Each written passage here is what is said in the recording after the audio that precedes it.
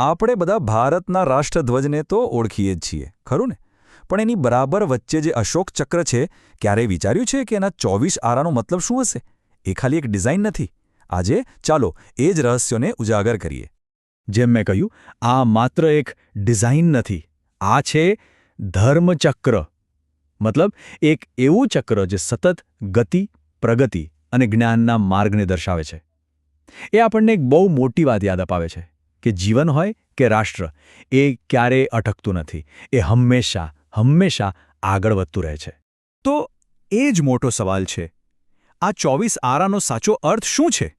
જો આ ખાલી એક નંબર નથી, આ તો સારા અને ન્યાયી જીવન જીવવા માટેના 24 માર્ગદર્શક સિદ્ધાંતો છે. ચલો એક પછી એક એમને સમજીએ. આ બધા ગુણોને આપણે વધુ સારી રીતે સમજી શકીએ ને, એના માટે આપણે એને 4 મુખ્ય ભાગમાં વહેંચીને જોઈશું. સૌથી પહેલાં વ્યક્તિગત ચારિત્ર્યના સ્તંભો, પછી સામાજિક સંવાદિતા માટેના મૂલ્યો, એ પછી કરુણામય હૃદય, અને છેલ્લે આ બધું મળીને પ્રગતિ માટેની રૂપરેખા કેવી રીતે બને છે. તો ચાલો સૌથી પહેલાં પાયાની વાત કરીએ, વ્યક્તિગત ચારિત્ર્યના સ્તંભો. આ એ ગુણો છે જે આપણી અંદરની તાકાત અને અખંડિતતા બનાવે છે. સાવ સીધી વાત છે, જો પાયો જ મજબૂત ના હોય તો એના પર મોટી ઇમારત કઈ રીતે ટકી શકે? આમાં કયા કયા ગુણો આવે છે? પવિત્રતા, આત્મસંયમ, પ્રામાણિકતા, શિસ્ત, ધૈર્ય અને વિશ્વાસ. આ બધા ગુણો છે ને, એ એક પ્રકારની આંતરિક શિસ્તનો આધાર છે. એ આપણને આપણી જાત પર કંટ્રોલ રાખતા શીખવે છે, જેથી આપણે સમાજમાં કંઈક સારું યોગદાન આપી શકીએ. અને આ બધામાં શરૂઆત ક્યાંથી થાય? આત્મસંયમથી. વિચારો, જો આપણા મન અને આપણી ઇન્દ્રિયો પર જ આપણો કાબૂ ના હોય તો પછી બીજા કોઈ પણ ગુણને જીવનમાં ઉતારવો લગભગ અશક્ય બની જાય છે. ધ્યાનની આ જે શાંત મુદ્રા છે ને, એ જ આત્મસંયમની તાકાત બતાવે છે. બહારની દુનિયામાં ગમે તેટલો ઘોંઘાટ હોય, પણ અંદરથી શાંત અને કેન્દ્રિત રહી શકવું, એ જ તો સાચી શક્તિ છે. આના પછીનો ગુણ છે ધૈર્ય. હવે ધૈર્ય એટલે ખાલી રાહ જોવી એવું નથી. એનો સાચો અર્થ છે મુશ્કેલ સમયમાં પણ શાંતિ અને સમજદારીથી કામ લેવાની ક્ષમતા. ઉતાવળમાં રિએક્ટ કરવાને બદલે વિચારીને પગલાં લેવાની કળા, એ છે ધૈર્ય. આ વૃક્ષનું પ્રતીક કેટલું સરસ છે. જેમ એક વૃક્ષ ધીમે ધીમે પણ એકદમ મજબૂતાઈથી ઉગીને વિશાળ બને છે, બસ એ જ રીતે ધૈર્ય પણ આપણને સમયની સાથે અંદરથી મજબૂત બનાવે છે. યાદ રાખજો, સાચો વિકાસ ક્યારે ઉતાવળમાં નથી થતો. ઓકે, તો હવે આપણો આંતરિક પાયો મજબૂત થઈ ગયો.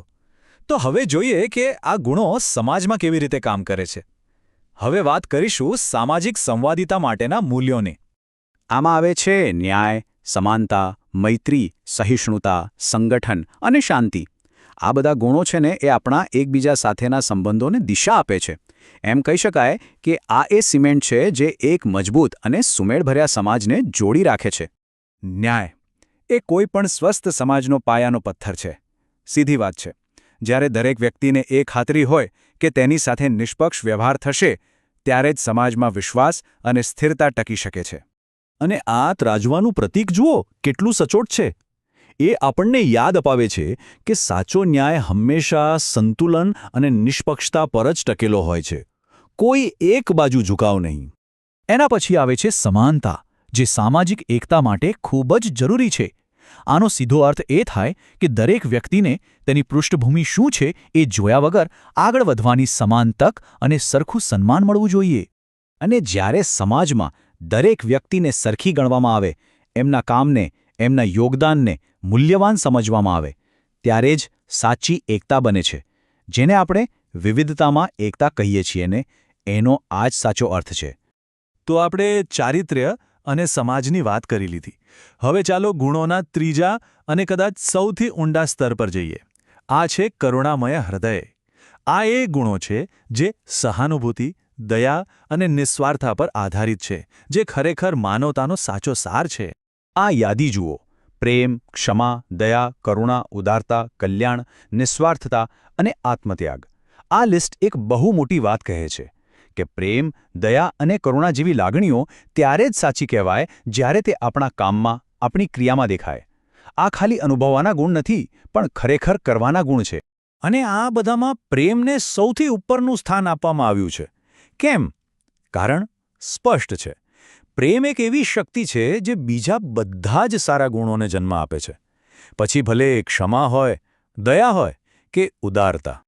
પ્રેમને કેન્દ્રમાં રાખવાનો મતલબ એ છે કે તે એક પ્રકાશ જેવો છે જે અંધકારને દૂર કરે છે અને બધાને એકબીજા સાથે જોડે છે. એ જ અંતિમ તાકાત છે જે બધાને એક કરી શકે છે. હવે વાત કરીએ ક્ષમાની. ક્ષમા એટલે ગુસ્સાને, રોષને છોડી દેવાની અને માફ કરી દેવાની શક્તિ. અને યાદ રાખજો, આ કોઈ નબળાઈ નથી, પણ ભાવનાત્મક રીતે ખૂબ જ મોટી તાકાત છે.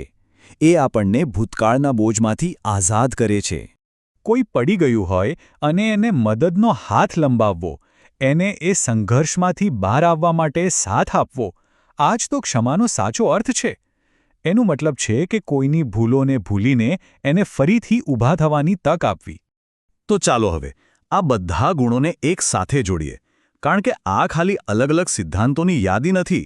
આ તો જીવન જીવવાની એક આખી રીત છે, પ્રગતિ માટેની એક સંપૂર્ણ રૂપરેખા છે. આ ચક્ર આપણને શું શીખવે છે?